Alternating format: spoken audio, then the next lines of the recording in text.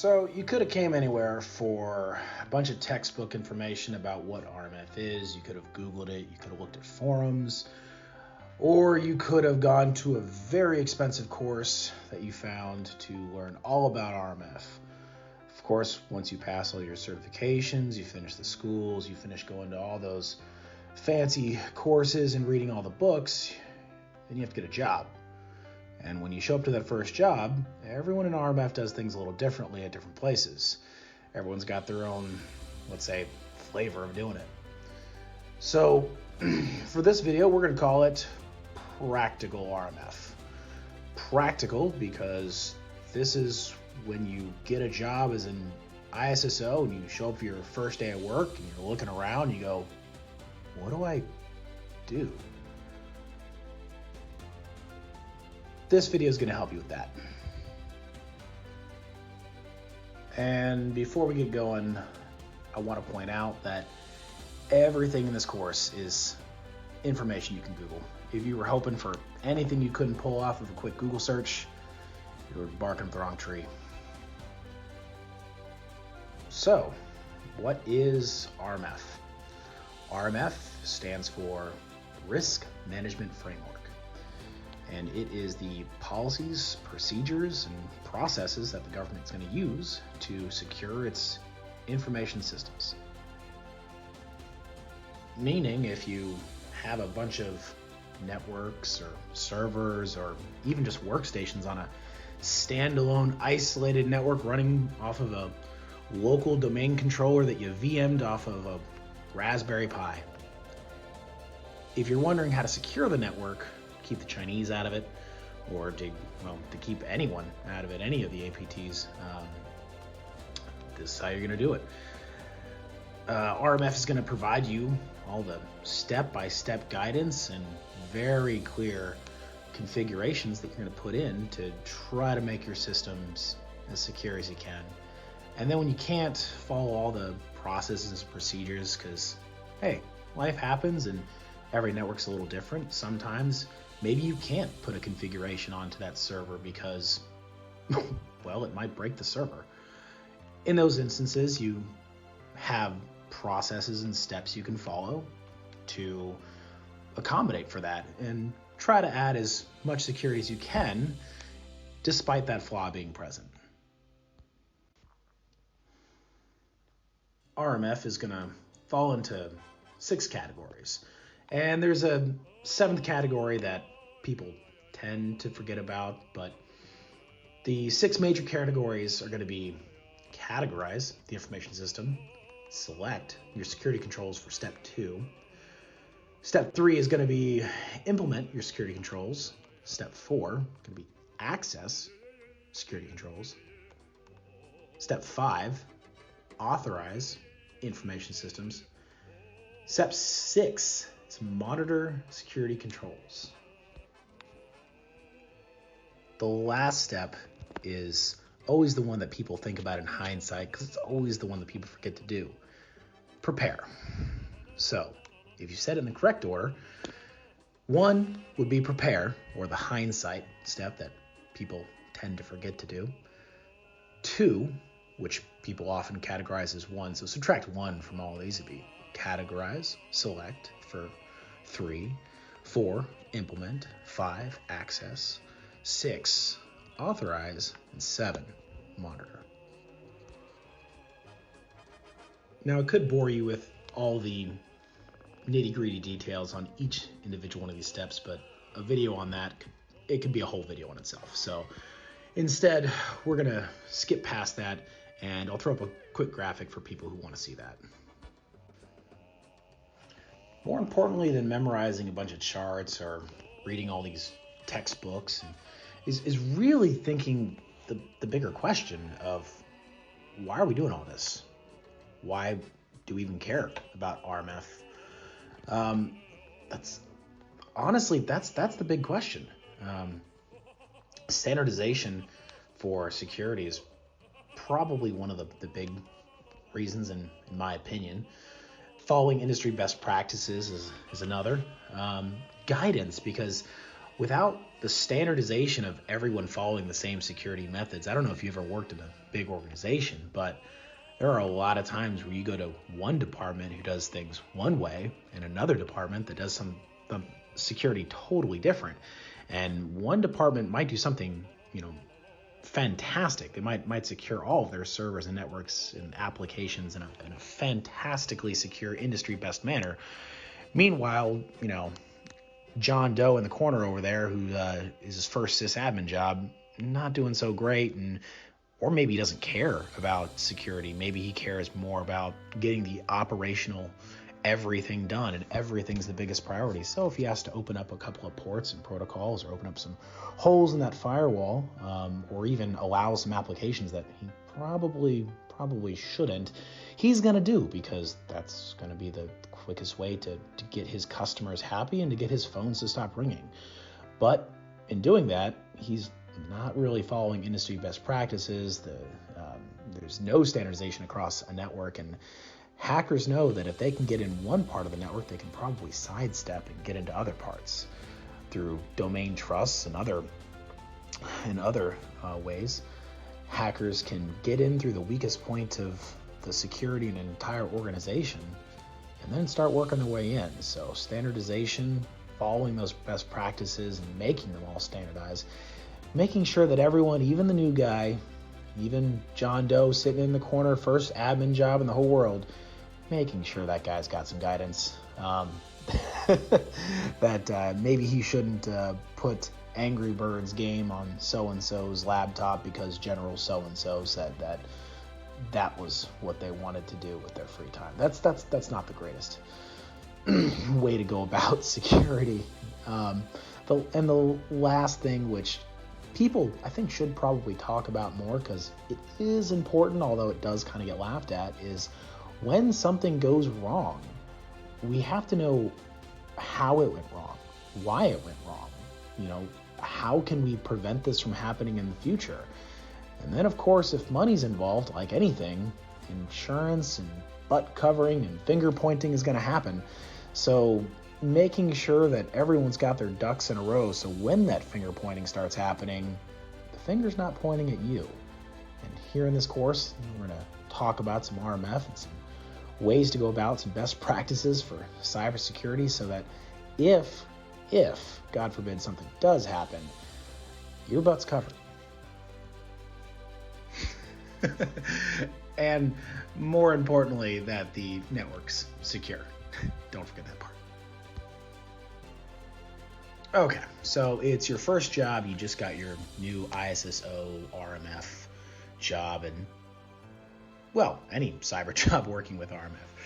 And you show up to work and you want to start securing that network. What are you going to do? Well, step one, you're going to start looking at EMAS. And the reason you're going to use EMAS is because EMAS makes everything a lot prettier than looking at NIST 800 anything. Quick Google search, jump on NIST and start looking through any of the 800 series documentation. As soon as you get to NIST 853 and your eyes start to bleed, let me know. Pause the video, come back. No, nobody's got time for that. It's hard to read. So we use EMAS. It's a way to look at RMF and security control packages. Your package is your network or your system or your groups of networks and systems. Now, you're going to have security controls. Security controls are broken up into families. Families such as, let's say, a family about physical security, or a family about incident response, or a family about, pick a cyber-related issue, access control. These are all different cybersecurity families. Each one of them, as an example in physical security, is going to ask you a series of questions. The questions are referred to as assessment procedures. Assessment procedures are sub-questions within a security control. You answer 4 or 5 assessment procedures, and you've answered one security control. An example of an assessment procedure could be, did you lock the doors at night? Did make sure to sign people in or sign them out? Is there an access roster? Is any of this stuff verifiable? These are all things that you have to ask when doing an RMF package. Now, the physical controls are really easy to explain, but access controls, as we just mentioned earlier, are another security control family where you could ask questions like, hey, is that guy supposed to be in here? Or does he have the right accounts or permissions to do what he's doing? Does he have too much? Too little? Is he authorized? Does anyone check that guy's background? There's lots of other security controls talking about configurations and everything regarding. So everything's broken up into families, and once you've answered all the assessment procedures, you've answered all the security controls, and you've answered all the security families, hey, you're one step closer to being secure with your RMF package. So the big question becomes, how do I answer an assessment procedure? Well, there's three methods. You could either test, interview, or examine. Examine. This is the easiest, I think, to explain to people. Examine is, if the security control or the assessment procedure is asking for, let's say, a policy or a record. Like, is there a policy that they lock their doors at night? Is there a record that they log people in when they come in or out or escort people into secure spaces? Sure, let's go look for those records. Examine. It's a really easy way to say, I'm just going to go look at their records. I'm going to see what they got going on. You can review their policies, review their procedures. It's a lot of reading and digging in to see what's going on in the organization. Interview. This one's, again, pretty straightforward. I'm going to go find some admin. I'm going to go find a member of the organization. We're going to play 20 questions. I'm going to ask them, so when you guys leave, do you lock the doors?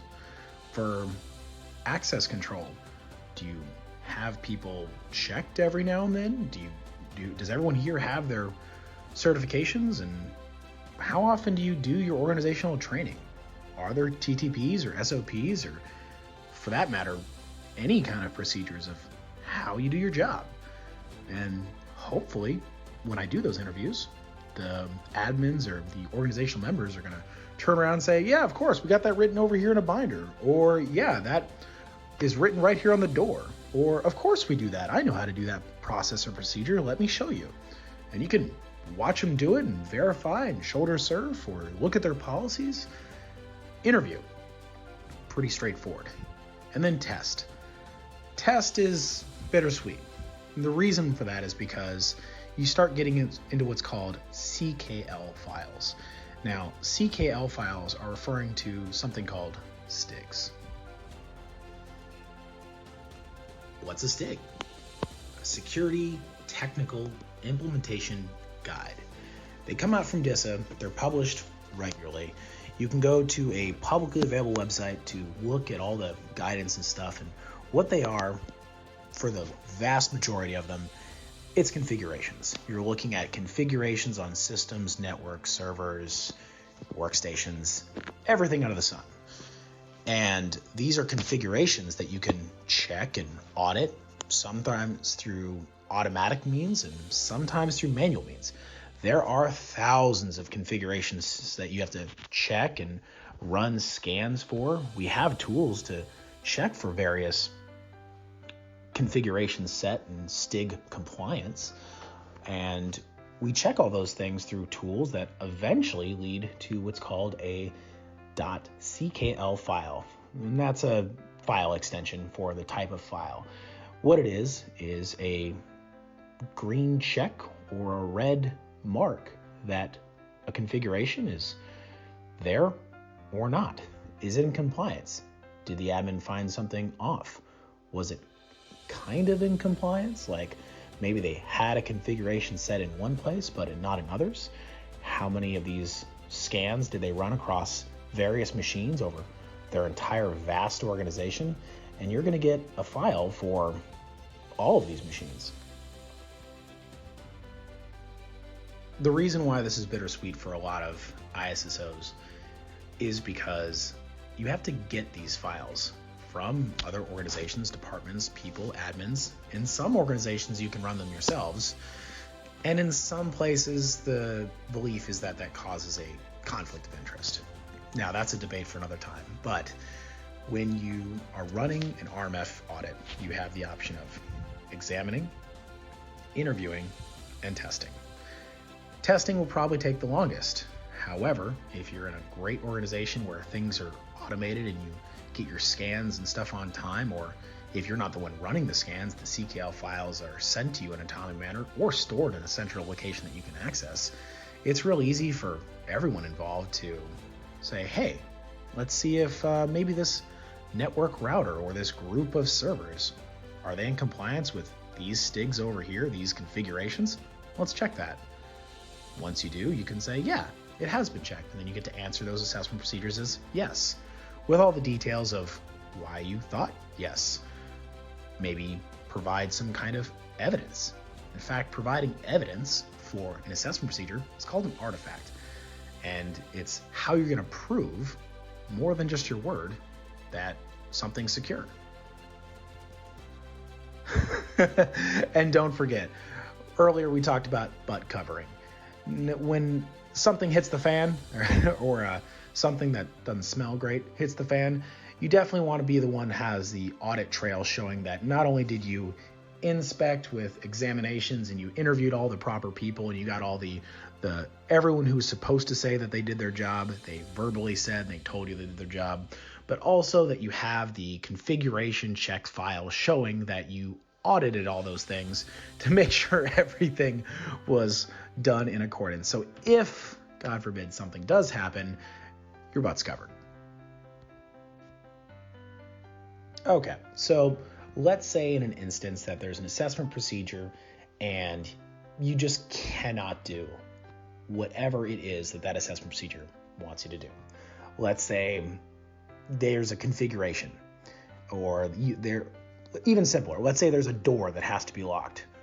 What if you can't lock the door? If you physically cannot lock that door, like the doorknob is broke and there's a work order to fix it, but for some reason you're in a location where maybe we can't fix the door for the next 5 months.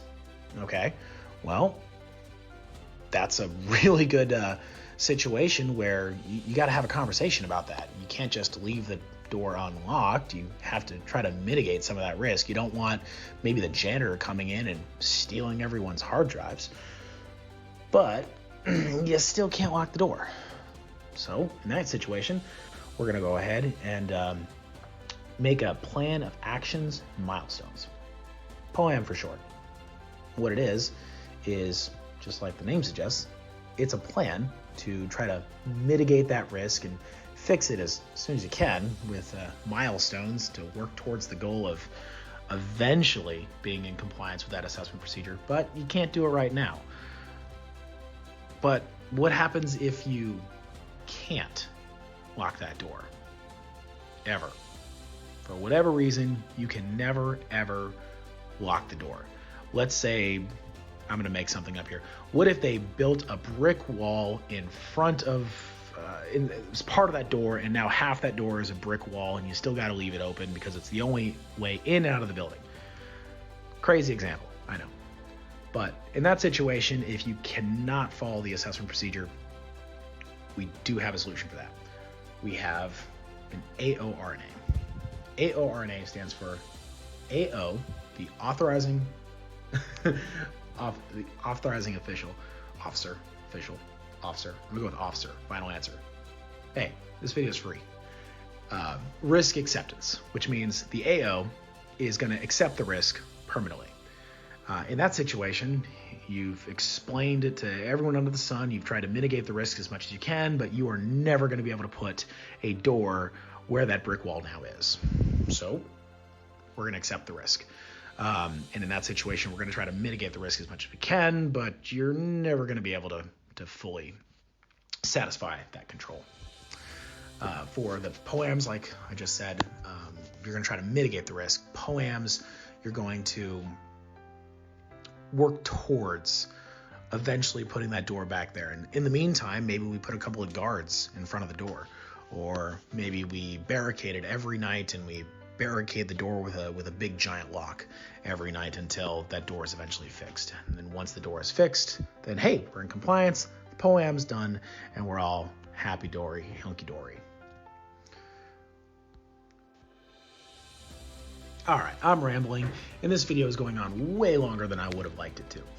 But in short, POAMs are when you're not in compliance with an assessment procedure, but you have a plan, a strategy, a timeline to get it within compliance.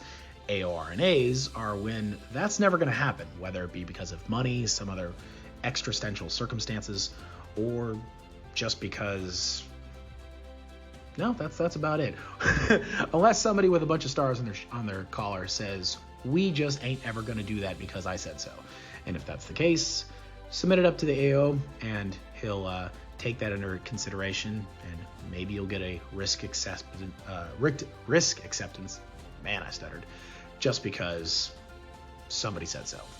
Rare case, but it does happen. And that's it. That broad stroke and summarizes pretty much every RMF textbook or news article you're going to find on the internet or anywhere else for that matter, any fancy course. You're going to show up as a new ISSO or a new cyber person, or to any organization performing RMF, you're going to say, hey boss, what are we doing today? They're going to say, we're going to work on these security packages.